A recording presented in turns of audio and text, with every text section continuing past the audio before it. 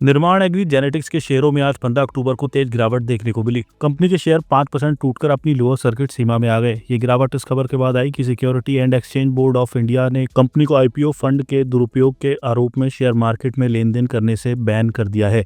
सेबी ने इसके साथ ही कंपनी को निर्देश दिया है कि वह सभी प्रस्तावित कॉर्पोरेट एक्शंस को अगले आदेश तक तुरंत रोक दे। इसमें बोनस इशू, स्टॉक स्प्लिट और कंपनी का नाम बदलकर एग्रीकेयर लाइफ कॉर्प लिमिटेड जैसे प्रस्ताव शामिल हैं। सेबी के पूर्णकालिक सदस्य कमलेश चंद्र वर्ष्णय की ओर से पारित अंतरिम आदेश में ये कहा गया है कि कंपनी और उसके प्रमोटर प्रणव कैलाश बागल को कंपनी के शेयरों में खरीद बिक्री या किसी भी तरह के सौदे से अलग आदेश तक रोका गया है। जांच में सामने आया है कि कंपनी ने अपने आईपीओ से जुटाए गए कुल 20.30 करोड़ रुपए में से 18.89 करोड़ रुपए का गलत इस्तेमाल किया। ये फंड ऐसे संस्थानों को ट्रांसफर किए गए जो या तो फर्जी थे, संदिग्ध थे या कैलाश बागल और उनके परिजनों के नियंत्रण में थे। सेबी ने कहा कि कंपनी ने फंड के इस्तेमाल से जुड़ी विरोधाभासी जानकारियां दी और किसी भी खर्च या ट्रांजैक्शन के लिए ठोस सबूत या इनवॉइस पेश नहीं किया। सेबी ने अपने आदेश में ये लिखा, कंपनी ये साबित करने में असफल रही कि जिन संस्थाओं को भुगतान किया गया उनके साथ कोई वास्तविक समझौता या वैध इनवॉइस मौजूद था। हैरानी की बात यह थी कि तीनों संस्थाओं को किए गए भुगतान उन बैंक खातों में गए जो पूरी तरह अलग पक्षों के थे।